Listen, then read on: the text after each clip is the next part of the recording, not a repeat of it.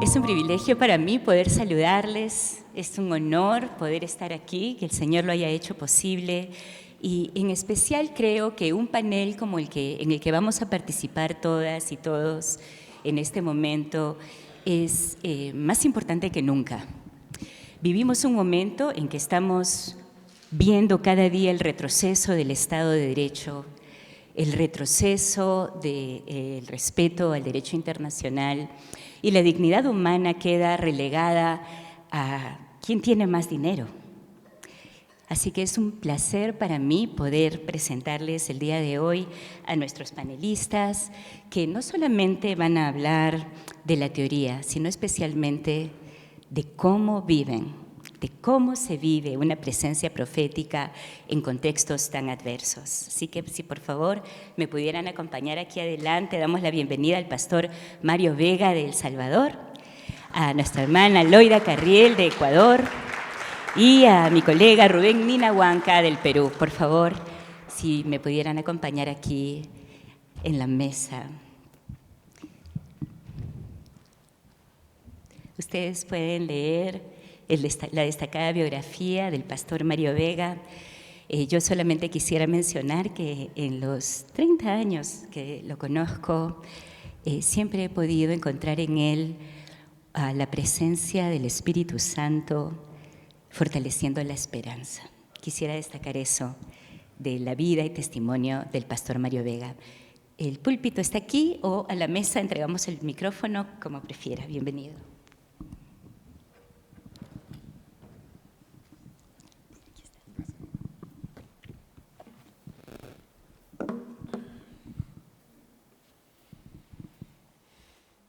Buenos días, hermanas y hermanos.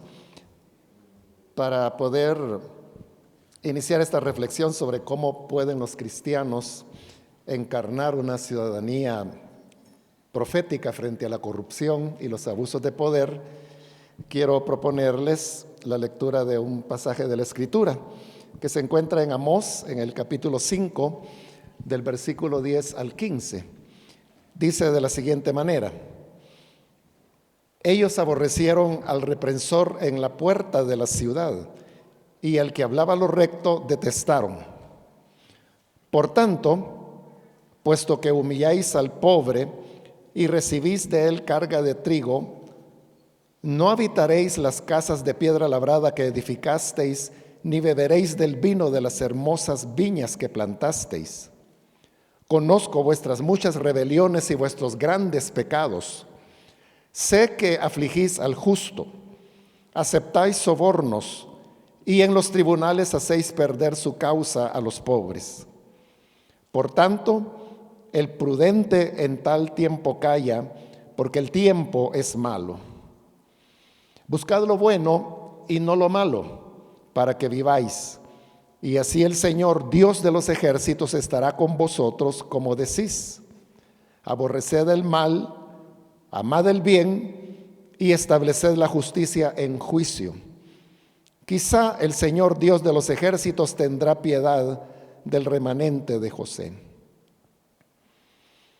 En este pasaje el profeta hace mención a la puerta de la ciudad, la cual alude al foro local donde se resolvían asuntos comunitarios. Ahí se sentaban los ancianos o autoridades locales que fungían como jueces, escuchaban las demandas, recibían a los testigos y dictaban sentencias. Lo que ahí ocurría era público, a la vista de la comunidad. Por eso era tan grave que se torciera el derecho. Si los tribunales debían ser escuela de justicia, se habían convertido en escaparate de manipulación. Cuando Amós reclamaba justicia en la puerta, estaba diciendo que la corrupción y los abusos de poder no eran un problema privado, eran la institucionalización de la injusticia, donde el débil era sacrificado en lugar de ser protegido. Las condiciones que se vivían en los tribunales y que Amós denunciaba eran tres. En primer lugar, había un rechazo de quienes intentaban corregir el mal. El versículo 10 dice: al que hablaba lo recto, detestaron. En un sistema sano, quien denuncia el abuso debe ser protegido, pero en Israel ocurría lo contrario. La corrección pública expresada en los tribunales era detestada. En segundo lugar, en los tribunales había extorsión y despojo. El versículo 11 dice: puesto que humilláis al pobre y recibís de él carga de trigo, no habitaréis las casas de piedra labrada que edificasteis, ni beberéis del vino de las hermosas viñas que plantasteis. La humillación del pobre operaba como mecanismo de transferencia de riqueza. El pobre era extorsionado para financiar el lujo de los poderosos, incluidas sus casas de piedra labrada. En tercer lugar, los tribunales se emitían sentencias parcializadas a favor de los poderosos. El versículo 12 dice: sé que afligís al justo, aceptáis sobornos, y en los tribunales hacéis perder su causa a los pobres. El profeta vincula el soborno con un sesgo social que desembocaba en sentencias injustas. La justicia estaba a la venta. Los poderosos podían comprarle. El pobre perdía por definición. Las condiciones que Amós denunciaba en las cortes israelitas son con demasiada frecuencia inquietantemente similares a las que encontramos en nuestros países latinoamericanos. Pero ¿qué podemos hacer los cristianos frente a eso?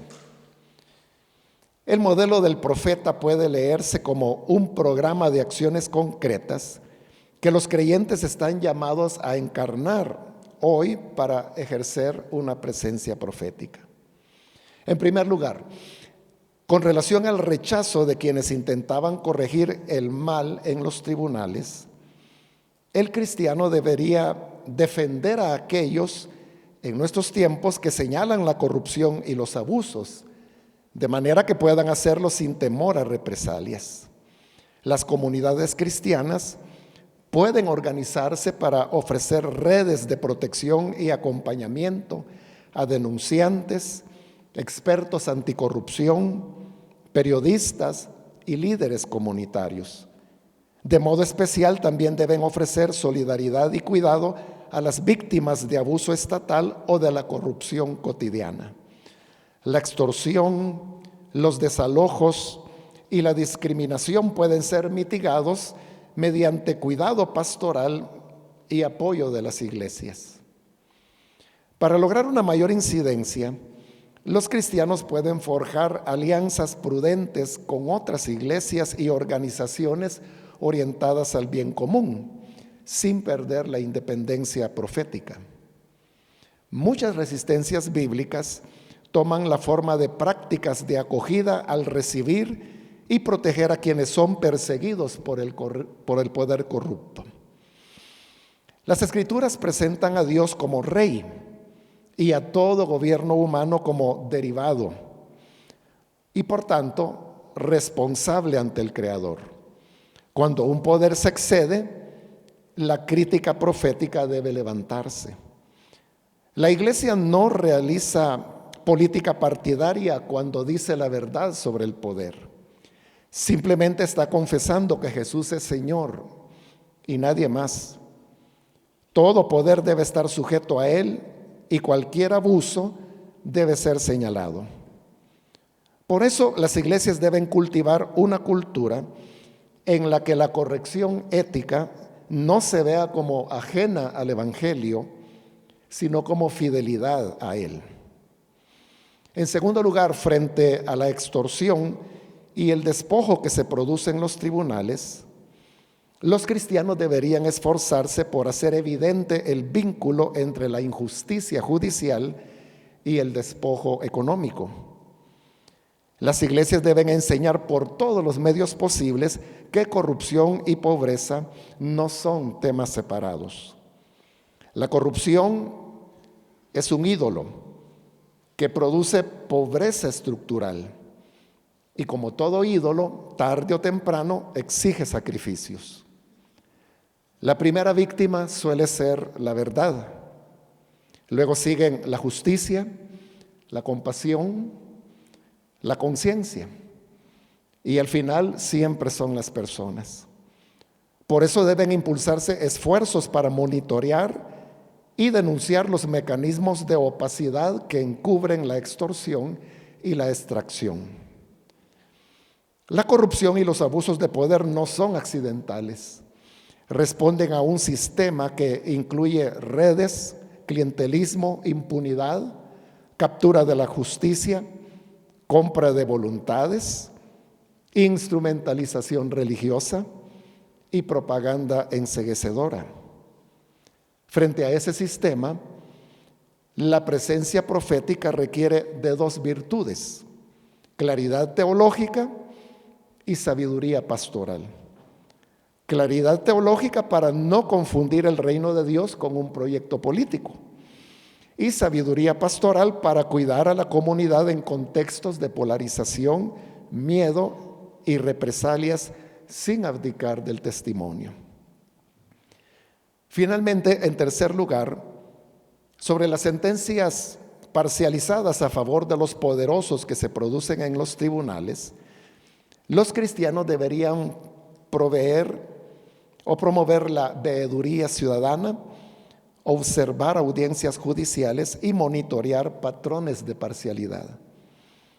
Como medida preventiva, puede asumirse como un ministerio natural de las iglesias impulsar la formación ética de abogados, jueces y funcionarios que profesan el cristianismo en asuntos como conflicto de intereses, transparencia y trazabilidad. En Amós, la corrupción no es solo mala gestión, sino idolatría de las riquezas, las influencias y la fuerza.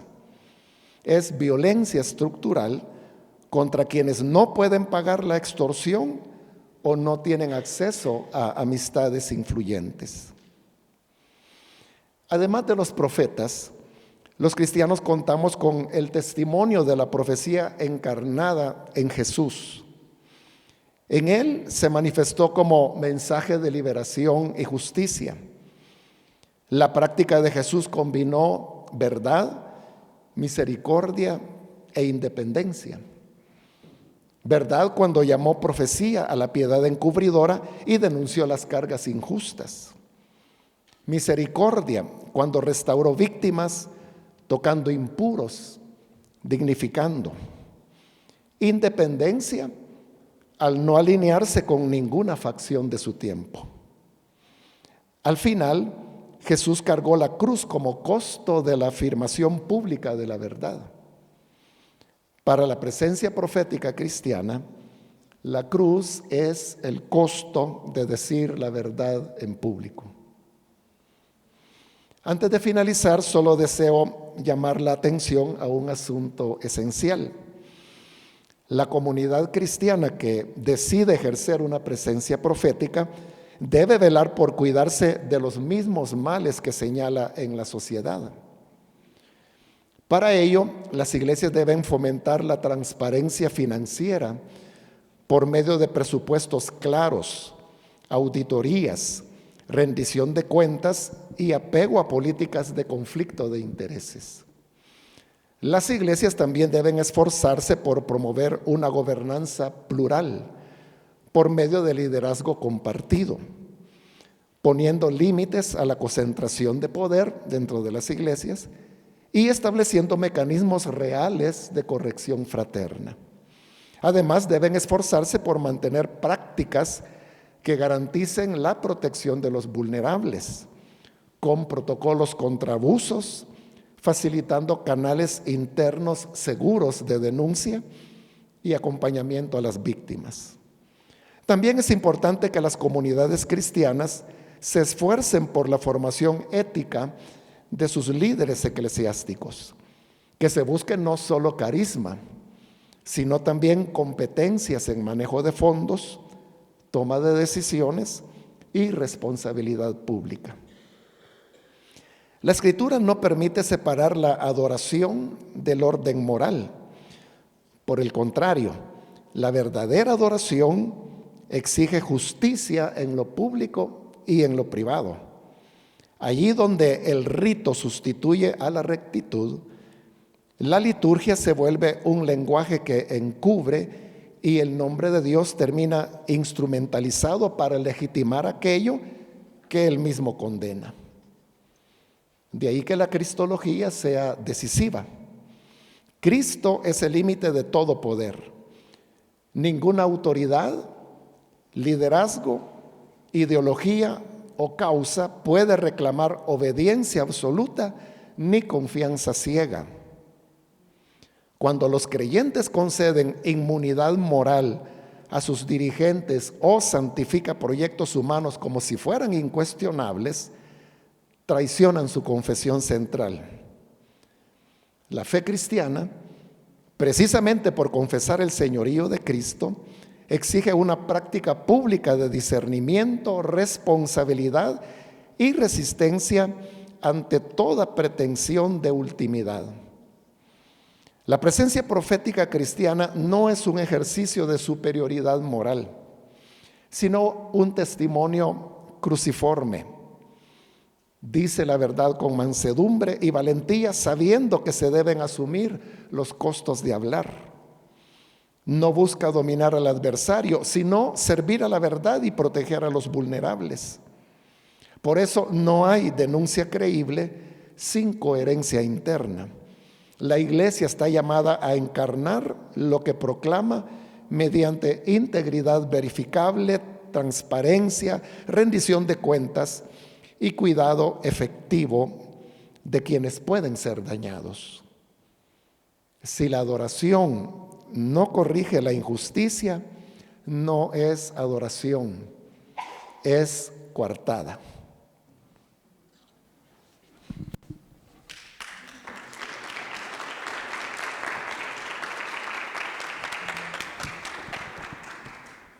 Gracias, Mario. Muchísimas gracias. ¿Cómo es posible dar tantísimos puntos tan importantes en tan poco tiempo? Estoy impresionada. Quiero destacar apenas 100 puntos relevantes que acaba de dar el pastor Mario. En primer lugar, que a Dios le importa la vida pública, tanto como nuestra espiritualidad interna.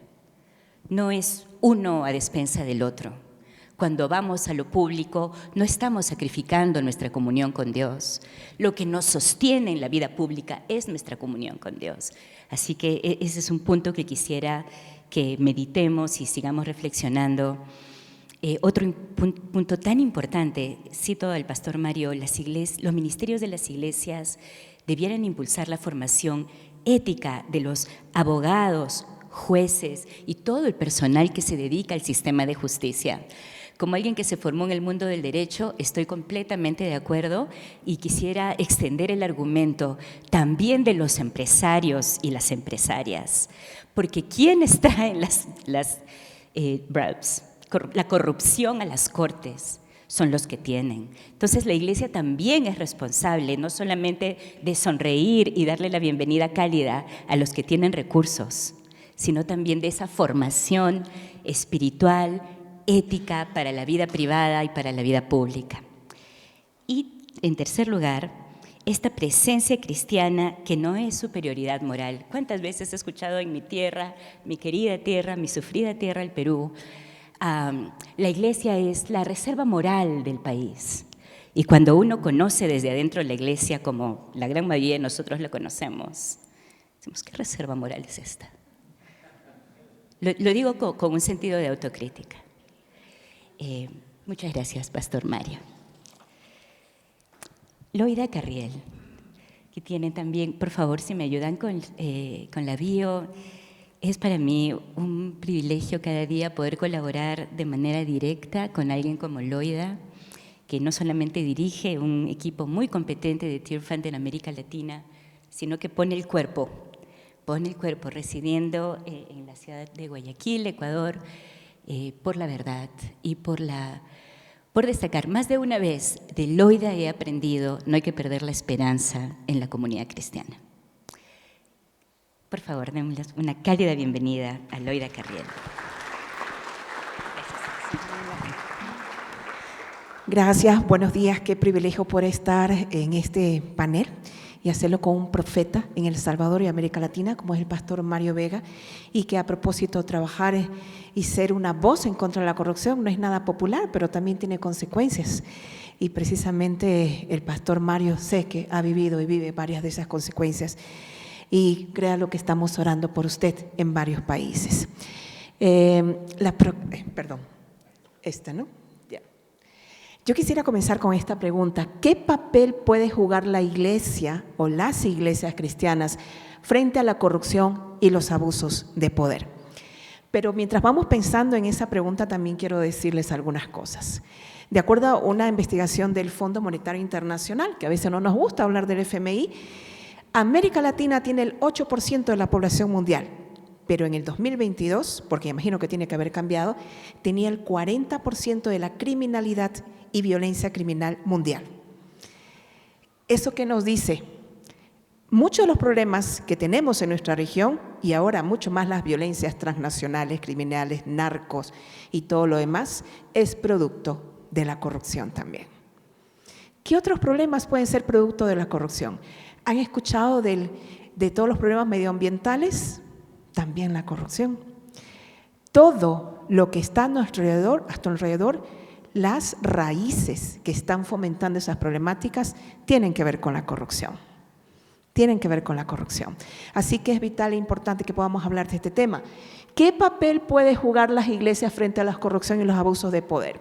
Y ahí, como mencionó Nina, también tenemos que hacer una autocrítica y permítanme compartir un testimonio personal. Yo trabajo hace 11 años en TIRFAN, pero antes estaba trabajando en Paz y Esperanza, la oficina de Ecuador, y era presidenta del consejo directivo. Siempre he viajado, cuando me toca viajar en los aviones, en clase económica, pero en un momento, en un vuelo de Miami para Guayaquil, una señora tenía una bebé, entonces me pidieron que dé la silla y me lanzaron a business. Y era la primera vez que yo estaba en esa clase. Entonces estuve conversando con el señor que estaba al lado mío y, oh, coincidencia, era presidente de un albergue cristiano evangélico de Guayaquil, al cual yo conocía. Entonces estuvimos hablando e inclusive pensando, misionando algo por ahí, ¿no? 3 meses después, un misionero que trabajaba en ese albergue llegó a la oficina de Paz y Esperanza para denunciar que los niños del albergue sufrían abuso sexual todas las noches. Y se comenzó a hacer la denuncia y después de un examen médico legista se descubrió que 12 de los 23 niños en edades entre 5 a 12 años habían sido violados. Y las violaciones eran recientes. E inmediatamente se puso la denuncia legal en contra de los agresores sexuales, pero también en contra de la directora del albergue. Después de que llegó esa denuncia, y obviamente ellos fueron notificados, al día siguiente me llamó el presidente. Y lo que me dijo es: Loida, ¿te acuerdas de mí? Soy tal persona.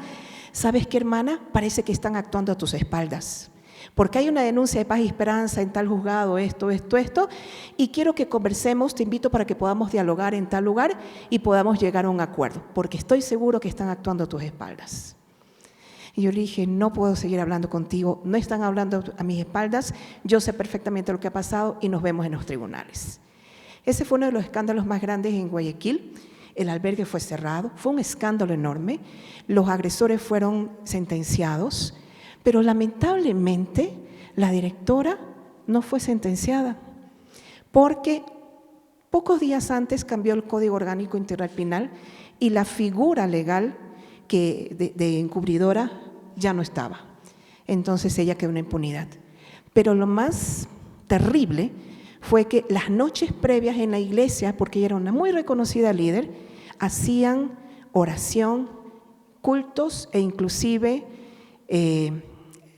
cuando es toda la noche, oraban toda la noche, para vigilias, para que esa injusticia en contra de ella y en contra del albergue sea tapada. ¿Y por qué Paz y Esperanza fue en contra de ella? Porque los niños habían en múltiples ocasiones denunciado a ella lo que había pasado. Entonces, eso solamente es un pequeño, ¿no? De que la corrupción está en todos los niveles. Entonces, cuando hablamos de qué papel puede jugar la iglesia frente a la corrupción, tenemos que hacernos una investigación, una evaluación interna, ¿no? porque podemos ir a hacer una voz profética afuera, pero hay muchas cosas que pasan dentro. Levanten la mano cuántos de aquí han escuchado de coimas, de no solamente abusos de poder, sino también de robos internos de las iglesias, bueno, no creo que sea solita, de desfalcos financieros. Y una de las frases que me dijo este hermano era: por el bien del evangelio, conversemos. ¿Y cómo cubrimos por el bien del evangelio tantas cosas? Entonces, ¿qué papel podemos jugar? A pesar de lo que he mencionado y lo que ustedes conocen, a pesar de, podemos jugar un rol tan importante, porque la iglesia y las iglesias todavía tienen la confianza en cada uno de los países de la población. Todavía tienen credibilidad y confianza pública en la población. Y son como los espacios de mayor encuentro comunitario que existen en nuestros países. Entonces podemos hacer muchísimo realmente. En estos escándalos políticos, sobornos y todo lo demás. Entonces, esta crisis que tenemos de violencia generalizada, de problemas y del debilitamiento de instituciones democráticas, sobre todo de la justicia, el peor momento de la justicia de América Latina es ahora.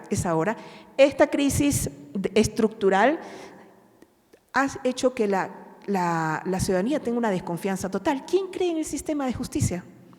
Prácticamente nadie. ¿Quién cree en el Congreso? ¿Quién cree en los gobiernos? Prácticamente nadie, ¿verdad? Pero en las iglesias sí todavía hay confianza. Y eso es importante. Pero ¿qué pasa en relación a toda esta crisis y la corrupción? El impacto mayor es en los más vulnerables. Y siempre será en los más vulnerables. El costo humano de la corrupción. Saben que de acuerdo a, igualmente, al Banco Interamericano de Desarrollo, en Perú, producto de la corrupción, 5% del Producto Interno Bruto se pierde cada año. ¿Saben qué se financia en Perú con 5%? Todo el sistema educativo.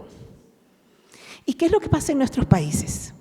Absolutamente en todos los países, los que estamos representados aquí, nuestros sistemas de acuerdo a Transparencia Internacional, estamos en unos rankings no muy buenos, bastante deteriorados, ¿no?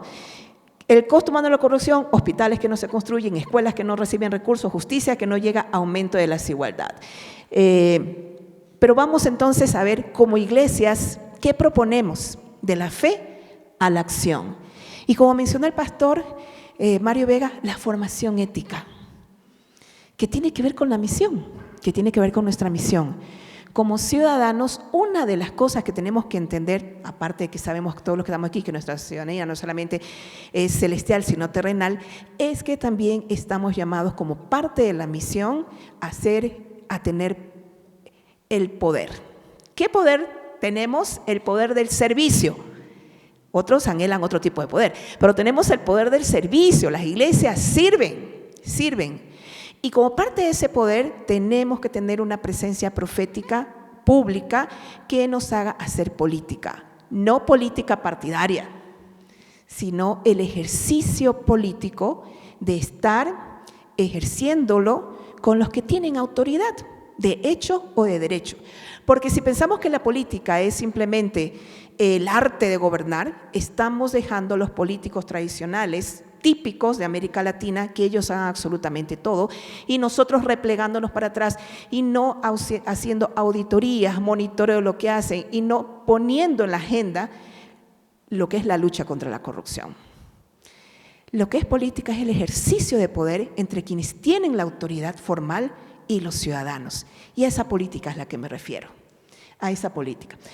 La formación ética, la defensa de derechos. Fíjense, si la educación del Perú es 5% del Producto Interno Bruto y 5% para la corrupción, eso implica que hay niños en una educación buena, que hay profesores mal pagados, que hay una infinidad de cosas y es hora de que nosotros podamos defender derechos en múltiples maneras, ¿no? Un acompañamiento comunitario para hablar de estos temas y una incidencia pública de la cual estuve hablando. ¿Cómo hacerlo? Este tema no es nada popular, este tema realmente es muy peligroso y este tema hay que saber cómo meterse, pero siempre acompañados, jamás solos. ¿Cómo hacerlo? A través de redes de iglesias, ¿no? O de redes de sociedad civil. Formación de líderes y jóvenes. Actualmente los jóvenes conocemos a tantísimos jóvenes que no encuentran en nuestras iglesias una causa, no encuentran algo por qué trabajar y que no es suficiente lo que encuentran en la iglesia. Y los jóvenes actualmente, como varios de los que están aquí, ya están precisamente en estos espacios. Iniciativas comunitarias y participación ciudadana. Algunos ejemplos. ¿Cómo podemos trabajar? Y lo que ha estado haciendo la Iglesia Latina en el tema de corrupción. Primero, tener una investigación en la cual algunas personas que están aquí también participaron, una investigación en América Latina sobre cuál es el rol de la Iglesia frente a la corrupción, porque la data es importante, la data es esencial. Les presento también lo que hicimos el año pasado con la Iniciativa de las Américas. Se hizo el 5º instituto específicamente sobre ética pública y lucha contra la corrupción. Y hubo cerca de 100 participantes, líderes eclesiales de América Latina, interesados en este tema. También Fe Ciudadana. ¿Qué significa Fe Ciudadana en Brasil? Significa un grupo de cristianos que forman parte de FEPAS que precisamente hacen monitoreo de políticas públicas para que el dinero no se vaya a la corrupción. Eso es algo muy interesante. Jóvenes, redes jóvenes latinoamericanas, por aquí está Santiago, por ejemplo, donde los jóvenes en Perú, ellos han estado directamente trabajando con municipalidades en este tema. Y esta es una última campaña online que se ha lanzado que se llama Integridad que transforma las iglesias contra la corrupción. Les invitamos a que nos sigan online, pero es interesante porque no es una organización, es un conglomerado de iglesias, organizaciones que estamos trabajando juntas esta campaña. Y me gustaría escuchar este pequeño video, no sé cómo hacerlo. En América Latina, las iglesias nos ponemos de pie. Porque Dios nos llamó a ser luz que no se esconde y voz que no se vende. Hoy proclamamos que no hay evangelio sin integridad ni justicia sin verdad. La corrupción destruye vidas, pero la iglesia del Señor fue enviada para restaurarlas. Por eso afirmamos con fe y con mucha convicción que la integridad transforma, la justicia libera, y es con mucha esperanza que podemos vencer la corrupción. Hoy levantamos una sola voz para declarar: somos iglesias que caminan en luz, que actúan con justicia y que alzan su voz contra toda corrupción.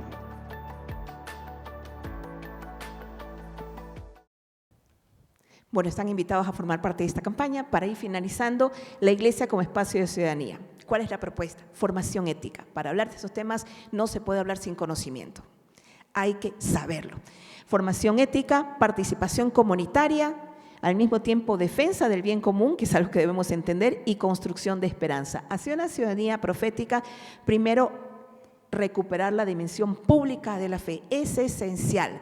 No podemos estar dentro de las cuatro paredes. Después, promover la integridad pública, porque forma parte también de nuestra misión.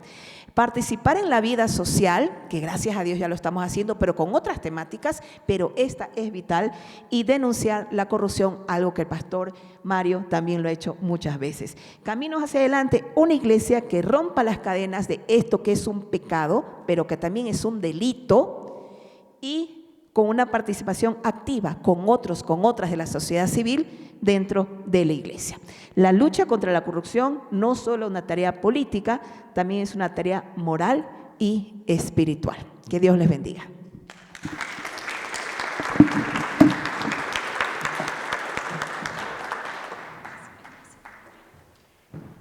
Muchísimas gracias, Loida. Ya ven que no exageré cuando les dije que Loida pone el cuerpo. Porque eso es lo que hay que hacer, ¿verdad? La presencia profética no puede reducirse a palabras. Mientras escuchaba el testimonio de Loida de tantos esfuerzos comunitarios a nivel local, internacionales, como la campaña que estamos avanzando por la integridad pública, estaba pensando, ¿cómo llevamos de las palabras a la acción? Y tiene que ser vía la movilización de los creyentes. No podemos estar esperando que los partidos políticos, muchos si no todos, andan podridos desde adentro. Van a movilizar a las comunidades. Ellos quieren movilizar para manipular. La iglesia no puede hacer lo mismo. Entonces, este llamado que nos hace Loida a la interacción, a la movilización, a la organización para la acción, en estos tiempos de inteligencia artificial, las palabras sobran. El otro día estaba yo chequeando, quería decir algo correctamente en inglés y no me salían las palabras correctas. Así que le pregunté a Copilot. La respuesta fue mejor que cualquier libro que haya leído. Y eso me aterró. Porque si nuestro cristianismo es solo de palabras, si no estamos dispuestos a poner el cuerpo, si no estamos dispuestos a trasladar nuestras muchas palabras a la acción,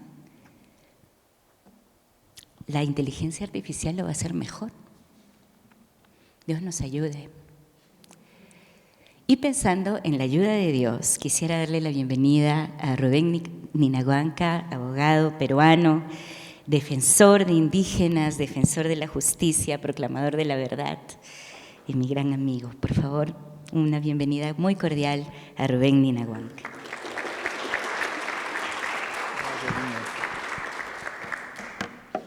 Perdóname, con esto, ¿verdad? Sí. Bien, muchas gracias. De verdad que me siento muy halagado y privilegiado de tener un panel tan glorioso como este. Y a mí me ha tocado un poco compartir algunas experiencias de vida respecto de lo que ya los compañeros que me han precedido voy a compartir algo esta mañana. Yo vivo en la Amazonía de Perú, trabajo con comunidades indígenas y el contexto que nos ha tocado vivir ahora es bastante complejo.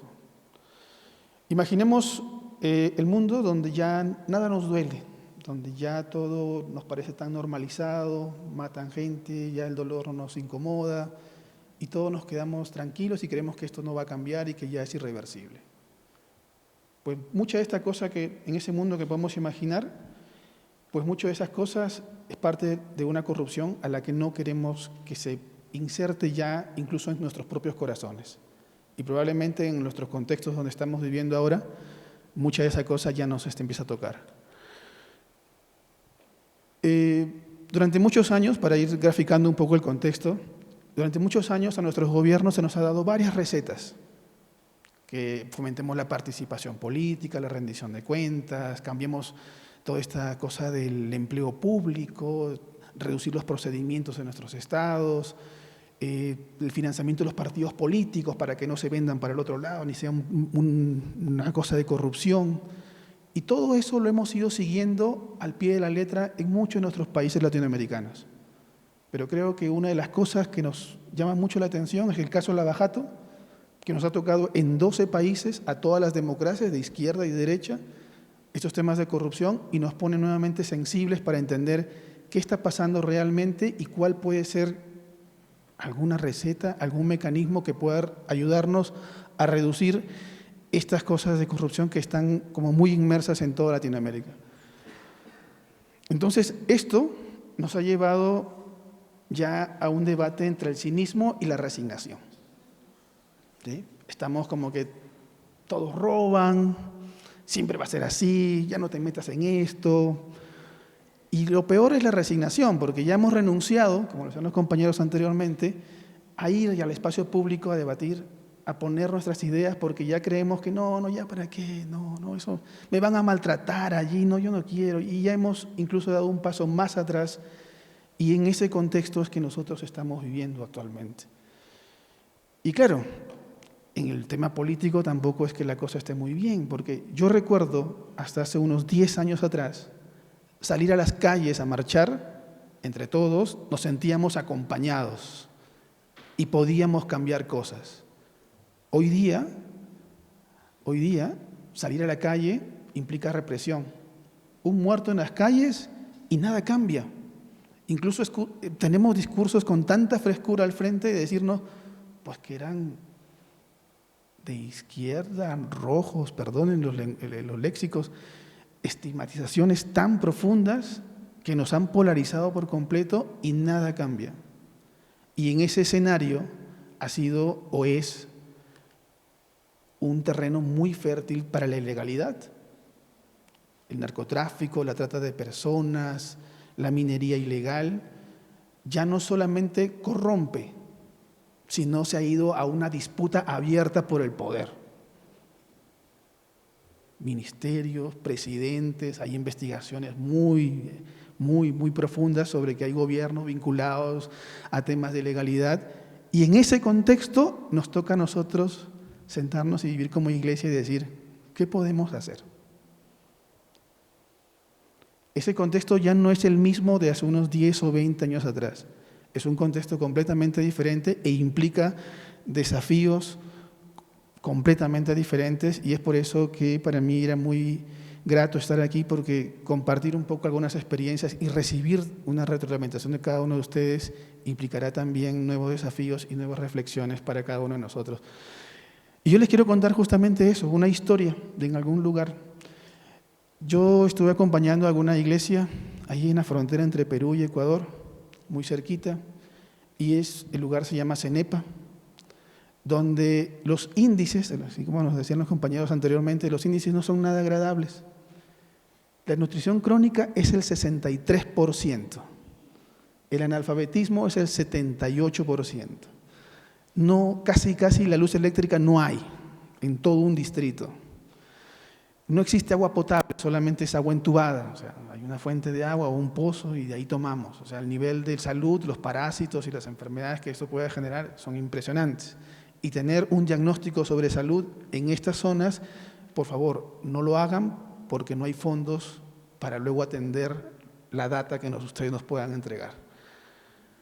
¿Y saben cuál es lo más gracioso o lo más esperanzador? Que el 65% de la población de este lugar se identifica como cristiano evangélico. ¿Cómo poder creer en Dios con tanta desesperanza en medio? Es allí, ¿no? Este abandono que tiene esta localidad no es una cosa que salió de un accidente natural, no. Esto es parte de la corrupción, que los compañeros que me precedieron lo dijeron. Es parte de ese abandono, esa suerte de mirar hacia otro lado, porque no es una prioridad y es muy común, estoy seguro que sí, hay muchos lugares en los países donde venimos donde la situación es muy parecida. Entonces, en este lugar apareció la minería ilegal, aparecieron mineros ilegales. Y allí, en este lugar, en un primer momento, la gente se enfrentó directamente a los mineros ilegales. Se expusieron a decir, no queremos minería ilegal en nuestras comunidades indígenas, no las queremos. Y entonces allí empezaron las disputas. Y yo recuerdo un caso muy en particular, porque entraron 7 mineros ilegales a los territorios de la comunidad los retiene, los lleva a una asamblea, hace un escrutinio comunal y les preguntan qué hacen aquí y ellos confiesan y dicen, bueno, nos dedicamos a la actividad de la minería ilegal, discúlpenos, no, se van de la comunidad, los expulsan. Los señores llegan a la ciudad y los denuncian a los líderes indígenas por secuestro. Fiscalía pide 30 años de cárcel para los líderes indígenas. Es curioso que estas investigaciones fiscales eran mucho más rápidas que las propias denuncias de los líderes indígenas que hacían sobre las actividades ilegales en sus territorios. Y eso, como lo decía ya el hermano Mario, o sea, eso es corrupción. O sea, las voces de las huérfanas y de las viudas, de los huérfanos, que son esta población vulnerable, los que no tienen voz, simplemente eran silenciadas. Y claro, frente a esta situación, muchos académicos nos decían, oye, ¿qué podemos hacer aquí si es completamente inaccesible, la infraestructura no funciona? ¿Qué hacer? Pues le decía, oye, esto es parte de un olvido tan sistemático durante muchos años y que necesita nuevamente ideas y transformaciones profundas, y en medio de eso hay iglesias. Entonces, como vieron al principio, los hermanos se enfrentaron y los mineros ilegales aplicaron otra estrategia. Dijeron, bueno, mira, esto de enfrentarnos nos ha visibilizado mucho, nos ha expuesto. Entonces lo que vamos a hacer ahora es mejor emplearlos. Hermano, ¿quiere ganar usted $50 al día? Venga, ayúdeme. Venga. Y entonces, cuando ocurre, ustedes vimos el primer gráfico, ¿no? Desnutrición por el 67%, sin luz, sin agua, sin trabajo, sin oportunidades, y te digan, oye, te doy $50 el día. muchas comunidades terminaron aceptándolo. Pero no lo hicieron porque lo querían hacer. Lo hicieron porque estaban en una situación de vulnerabilidad. Lo hicieron porque estaban en una condición en la que no tenía opción. Y ahí me voy a detener a contarles una anécdota. Yo estaba revisando ahí un poco en la web y vi un mensaje que decía: Perú importará arroz. Yo decía, wow, esto me va a generar mucho problema en la zona, porque donde yo vivo hay mucha producción de arroz, y dije, esto me va a generar problemas, probablemente alguna cosa social, movimientos y todo lo demás. Y luego el ministro me sale diciendo, ¿saben qué, señores? Tranquilos, no se preocupen, porque esa importación de arroz tiene que ver con un nicho gourmet que tiene que ver con arroz parbolizado y arroz basmati. Para mí, perdónenme, era la primera vez que escuchaba arroz basmati y arroz parbolizado. Entonces, curioso, me puse a buscar en la web, ¿no? San Google, y decía que el arroz basmati y el arroz parbolizado es un arroz que tiene un bajo índice glucémico. Entonces, cuando nosotros comemos el arroz blanco común, probablemente los que están aquí también en el refrigerio y el almuerzo, es un arroz que se convierte luego en carbohidrato y se convierte en azúcar, y entonces eso al final termina en diabetes. Pero este tipo de arroz, el basmati y el parbolizado, su índice glucémico es muy bajo. Entonces, ¿eso qué pasa? Eso ocurre que es muy saludable. Entonces dije, yo también quiero comprar eso. Me fui a la tienda a buscar un arroz de estos en el súper y encontré que el kilo de arroz cuesta $10 en Perú. Entonces se me quitaron todas las ganas de ser saludable. ¿No? Porque dije, eso está fuera de mi presupuesto. Entonces dije, no tengo opción. Claro, yo estoy informado que me hace daño, yo estoy informado que eso está mal, pero ¿tengo opción? No. Ah, no, pero ya deja de comer arroz. Sí, eso pasa cuando uno tiene la opción de elegir. ¿Sí? Entonces, yo estoy seguro que cuando ustedes van al supermercado, van por el súper en los pasillos y sus ojos se quedan donde los productos de bienestar, los productos de salud, los productos saludables, ¿sí? Pero el bolsillo los elige por acá, ¿no? Porque no estamos en las condiciones de poder pagar algunas cosas, y eso, créanme, algunos les hemos llamado éxito. No, es que yo sí puedo, tú no puedes. Y incluso inconscientemente estamos decidiendo la forma cómo enfermar, cómo vivir y hasta nuestro propio estilo de vida. Y esa vulneración o esa estructura que nos ha llevado a eso también es parte de una corrupción que nos toca a todos. Así como el tema del carbón de temprano, nos toca a todos. Entonces, para quienes todavía aún no creen que esos temas de que el tema de la minería ilegal allí no es una condición de elección, sino es una vulneración de vulnerabilidad, me permito contarles también un nuevo ejemplo, y con esto voy avanzando un poco más rápido porque sé que solamente tengo 15 minutos. Cuando yo estaba en la escuela, el profesor me decía, ¿qué quieren ser cuando sean grandes? Y todos levantamos la mano y decíamos, yo quiero ser médico, profesor, periodista. Pero yo no creo que nadie, yo no recuerdo a nadie haber dicho, yo quiero ser ilegal. Porque la ilegalidad, la informalidad no es una elección. Es una situación que los pone al borde. Esta estructura de corrupción, de poder que nos ha generado y llevado a una condición de supervivencia, no es una elección. Entonces, cuando hablaba un poco con el tema de minería ilegal, esta gente no es que esté coludida, como muchas veces lo hemos visto, sino son gente que ha sido llevada a ese extremo, a elegir una forma de vida que no quiere, pero que no le queda de otra. Yo recuerdo algún padre de familia en estas comunidades que me decía, yo sé que voy a morir por mercurio, pero espero que mi hijo al menos tenga posibilidad de estudiar, que al menos tenga una condición de vida diferente a la mía. Y ahí aparecieron una iglesia que decidió hacer frente a todo este tema de la minería ilegal, y el pastor mandó a su hija. 3 líderes de la iglesia se dijeron, el pastor no hablaba español, era un líder indígena guajún, y entre los 3 líderes salió la hija. De los 3 fueron amenazados de muerte, ¿sí? ¿Renunciaron? No. Se mantuvieron firmes. Y yo le decía, pero ¿cómo puedes? O sea, sí, me dice, es que tú no entiendes. Porque el bosque y yo somos uno. Tú ves las cosas diferentes. Me dice, cuando yo te digo, tu ojo es tu ojo, tu brazo, todo uno. O sea, no es que el dedo, esa parte de tu cuerpo, no, yo veo el bosque igual y es por eso que yo estoy aquí. Y esta iglesia, yo me acuerdo, y eso tiene que ver mucho con esto, ¿no? Porque el pastor me decía, es que tú no, debemos ver al mundo como al universo como todo uno solo completo. O sea, cuando tú se te enferma la rodilla, no es que la botas, la dejas ahí, sino intentas sanarla, curarla, a pesar del dolor, y sabes que hay paciencia y hay resiliencia y hay todo un camino y un proceso. Y eso fue lo que hizo esta iglesia, tratar de acompañar a líderes, a comunidades, a tratar incluso al minero ilegal como hermano. Yo sé que puede sonar muy difícil de creer esto, pero se han ido a trabajar con mineros ilegales, porque decían, son personas, no son extraterrestres, también tienen dolor, también tienen miedo. Y se iban y trataban de reducir un poco los riesgos. Voy a terminar, pero esto fue lo que quizás para mí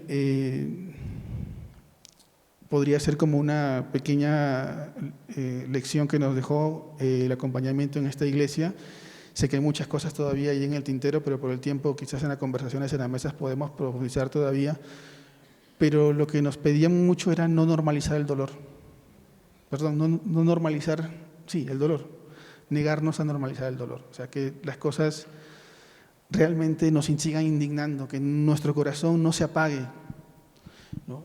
Y lo otro era que hay que acompañar a las comunidades con alternativas que quizás yo soy seguro que aquí, y lo he escuchado mucho en la presentación, en la que hay muchas alternativas económicas, ¿no? De economía circular, de cómo nos tratamos de apoyar con prácticas saludables en cuanto a la vida nuestra, ¿no? Y todo esto realmente créanme que sí son muy importantes, porque cuando hay mucha ilegalidad alrededor y no hay una alternativa, también las cosas se ponen mucho más complejas. Y nada, yo solamente quisiera terminar. Yo escuchaba mucho a Galeano hace algunos años y decía que ¿para qué sirve la utopía? Decía, la utopía no sirve para mucho, pero no sirve para seguir andando. Y yo estaba ahora en la mañana pensando un poco con las exposiciones también, decía, ¿para qué nos puede servir la presencia profética?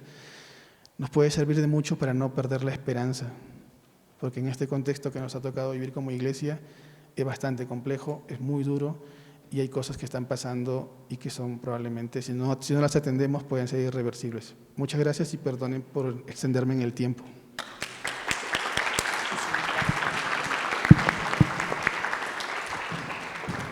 Muchísimas gracias, Rubén, por todo lo que haces en esa bella tierra tan sufrida. Quisiera destacar 3 puntitos de lo que has compartido.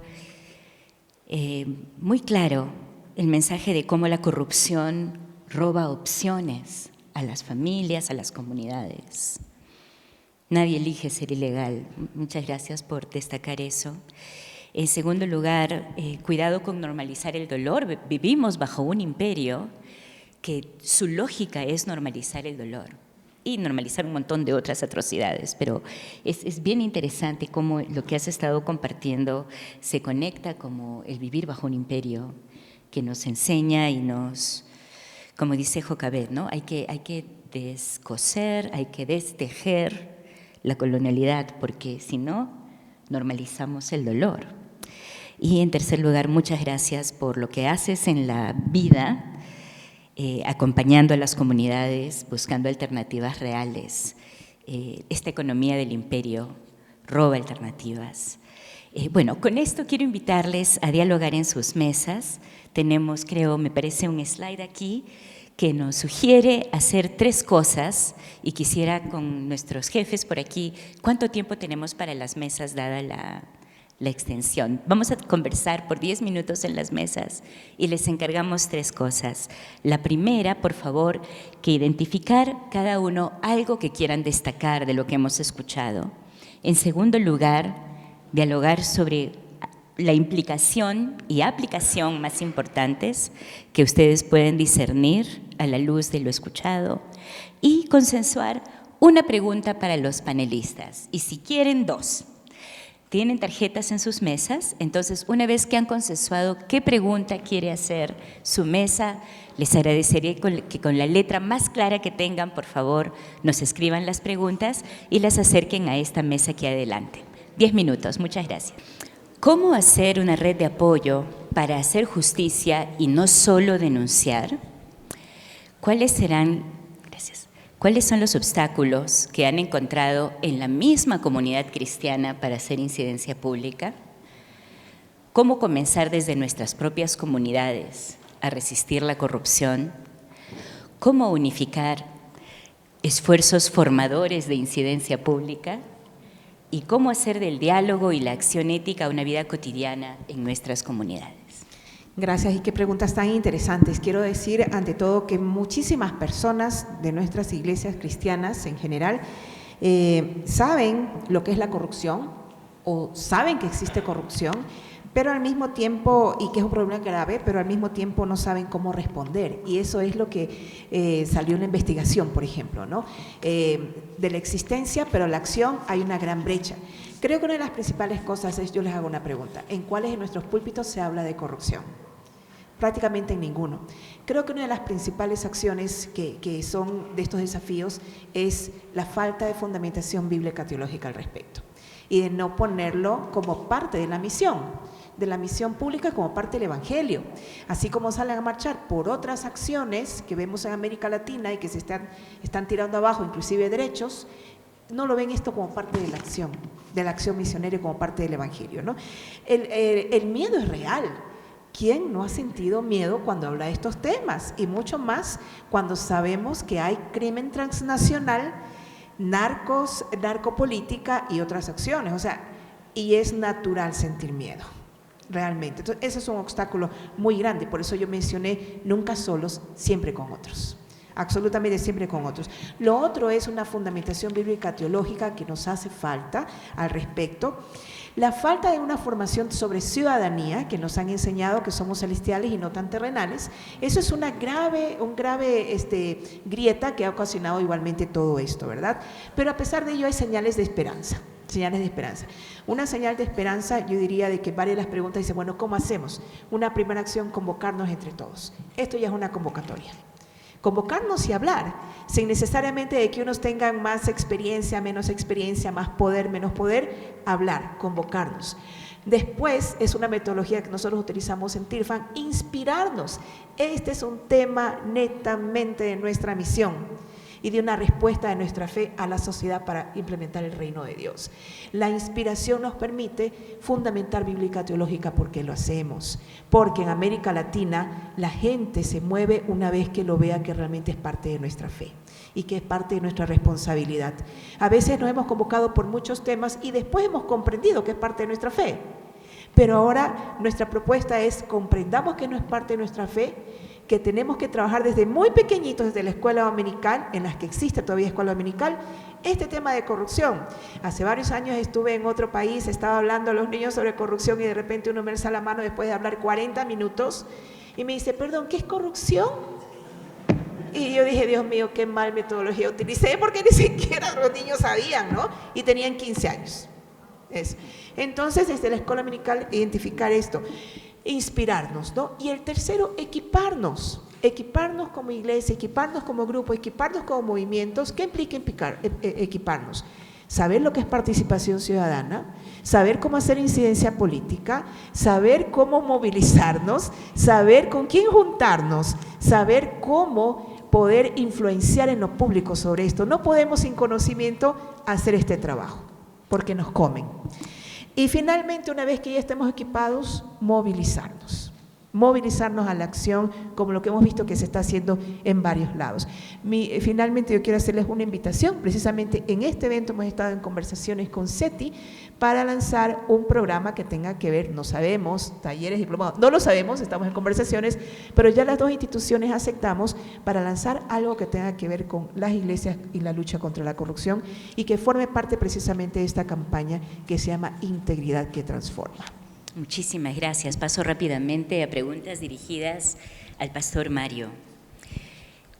Hay países con altos índices de cristianos, de presencia cristiana, y curiosamente también altísimos índices de corrupción. ¿Cómo explicar esto? En nuestro contexto asumimos que lo profético son palabras, narrativas, pero la Biblia también habla de acciones proféticas. ¿Qué es esto? Si presencia profética es un testimonio cruciforme, ¿cómo se ve en la vida cotidiana de una congregación o una iglesia local? ¿Cómo encontrar equilibrio entre el riesgo de asumir la denuncia profética, cuando esto implica riesgo, y también tenemos responsabilidades, pensando en forma personal y colectiva? Todas las preguntas merecen una respuesta.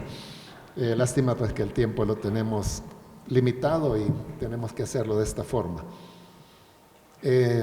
Son tan variadas, ¿no? Pero la última me llamaba la atención, que habla sobre el tema del equilibrio entre denunciar y enfrentar los costos que eso significan.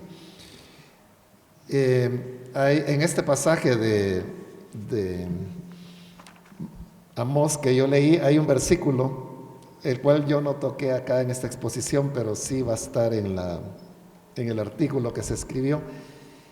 El versículo 13, cuando dice: por tanto el prudente en tal tiempo calla, porque el tiempo es malo. Amós está hablando ahí de que las condiciones de rechazo y represión por profetizar como él lo hacía eran malas, era un tiempo malo, y por eso dice: el prudente calla. Entonces él está diciendo que por prudencia hay que callar, pero al mismo tiempo está hablando. Entonces es como una contradicción, no está hablando, pero está diciendo que prudencia es callar.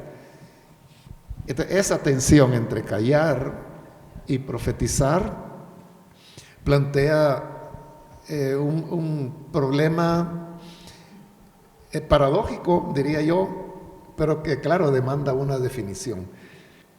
Lo que yo expongo en el artículo que se me pidió es que tiene que haber una valoración de las condiciones que se están viviendo, que no son siempre las mismas, no son iguales.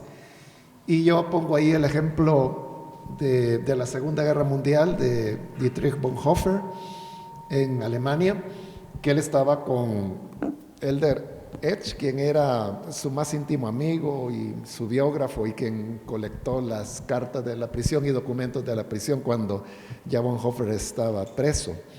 Pero en el momento están libres, están en un cafetín platicando, cuando de repente corre la noticia que Francia había capitulado, que Alemania acababa de derrotar a Francia. Entonces todos los que estaban en el cafetín se ponen en pie e hicieron el saludo nazi. Entonces Bonhoeffer también se puso en pie e hizo el saludo nazi, ¿verdad? Y entonces su amigo Eder se quedó, o sea, porque los dos eran opositores, y está viendo a Bonhoeffer hacer el saludo nazi.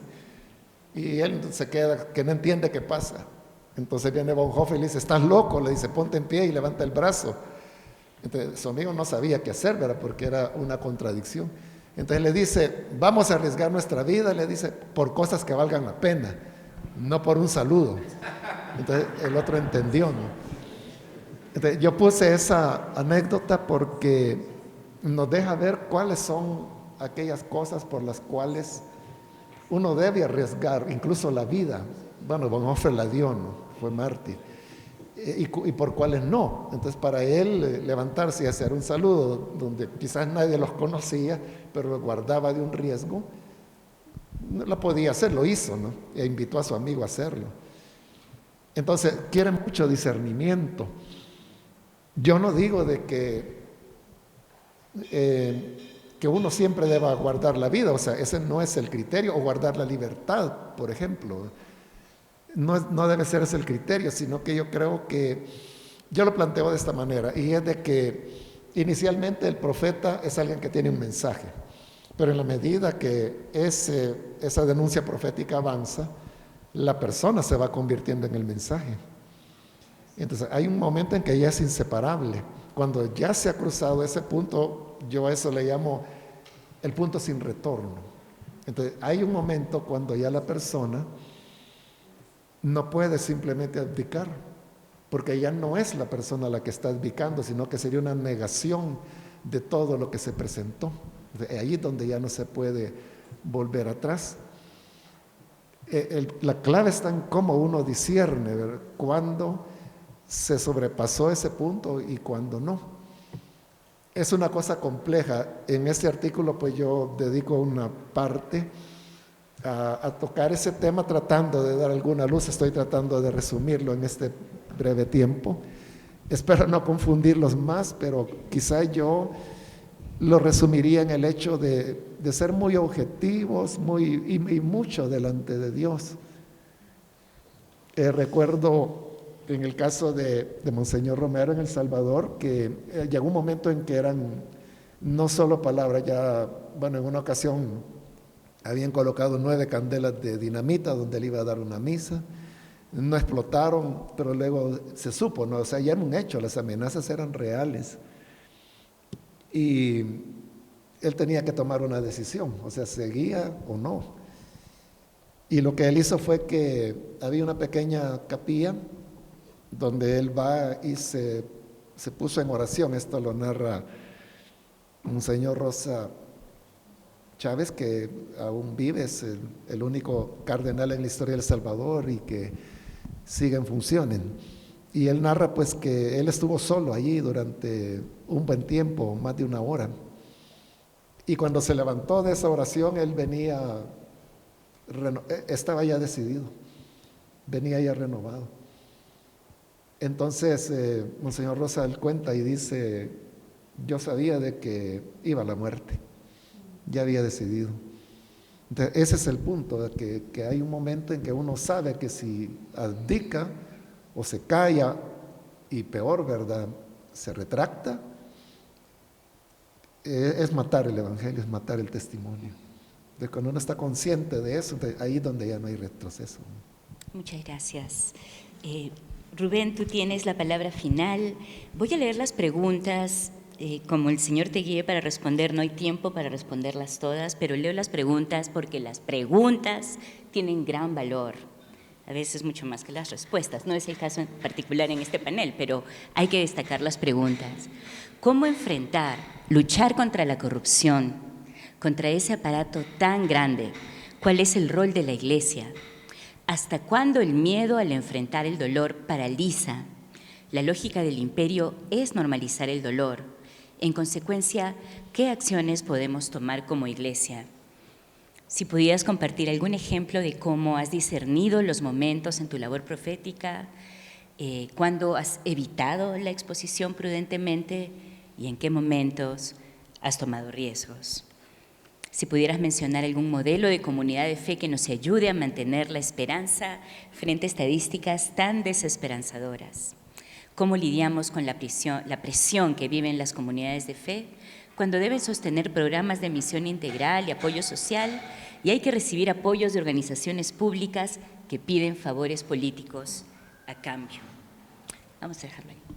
Bien, yo quisiera empezar con un ejemplo. Imagínense que yo voy todos los días al gimnasio. Empiezo con 2 kilos, 3 kilos, 10 kilos, ya tengo músculo. Y luego les diría a ustedes, pues si yo puedo 20, tú también puedes, a ver, levántalo. ¿Qué pasaría? Probablemente no lo va a hacer, porque no hay esa práctica y no tiene esa dinámica y esos dones que a cada uno de nosotros Dios nos ha dado. Nosotros tenemos mucha más práctica en algunos temas y en otros no. Y todos tenemos un don. Así sea la de hormiguita, como decía ahora, ¿no?, la de la mariposa, lo que fuera. Tenemos un don. Yo sé que en nuestro corazón o nuestro deseo, lo que fuera, nos quiere ver como allá arriba. Quizás eso ya no es amor, eso sería el ego que nos quiere ver allá arriba, hablando, dirigiendo, marchando, pero eso no es amor. Eso ya es el ego, el aplauso que queremos, que buscamos. Pero creo que cada uno de nosotros tiene un don. Y eso es el que hay que poner en práctica en el lugar donde estemos. Y para eso el discernimiento ayuda muchísimo, y eso no se hace solo, eso siempre se hace en comunidad.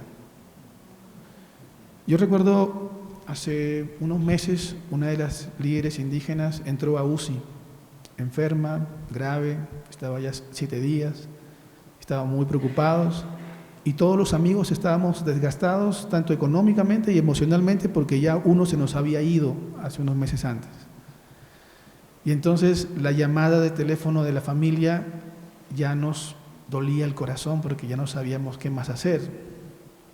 Y la mujer, la hermana de la lideresa nos dice en un mensaje, nos dijo: hermanos, yo no les pido dinero, Yo no les estoy pidiendo algunas monedas más. Lo que yo quiero es que al menos me escuchen, porque me siento sola. Estoy en un lugar donde no es mi comunidad y no sé con quién hablar y no sé con quién contar lo que está pasando. Solamente quiero que me llamen para preguntarme cómo estoy. Algunas veces nuestras misiones las hemos reducido a eso, al dinero. ¿Cuánto quieres? Toma, ya, y se acabó. Pero hay situaciones en las que nuestra propia compañía, y lo decían ahora los hermanos también en las exposiciones, ayuda muchísimo más que unas cuantas monedas en el bolsillo. Y en estas situaciones donde ya el dinero no importa, porque la mujer estaba en UCI, las oraciones, el acompañamiento, la fe, eso reconforta muchísimo más el alma. El dolor, yo creo que a todos, todo es normal, humano, natural que sintamos dolor y que sintamos miedo. Es muy normal y natural. Y ese miedo, el dolor, perdón, imaginémoslo, ¿ya? Vamos a imaginarnos, nos enfermamos de algo, ¿sí? Nos duele la pierna, el corazón, la cabeza, lo que sea. ¿Cómo reaccionamos cada uno de nosotros frente a eso? Algunos contarán y dirán, oye, me duele la cabeza, y buscará apoyo en la familia, etcétera, y lo atendemos. Otros, ya por la crianza y los contextos que nos ha tocado vivir, me duele la cabeza, muy fuerte, y continúo. Tenemos diversas formas de reaccionar frente al dolor y también frente al miedo, y eso es muy natural. Lo que sí debemos buscar, creo, es acompañarnos, hablarnos, sentirnos que no estamos solos. Y creo que eso también es muy importante. Muchísimas gracias. Amén. Muchísimas gracias a ustedes.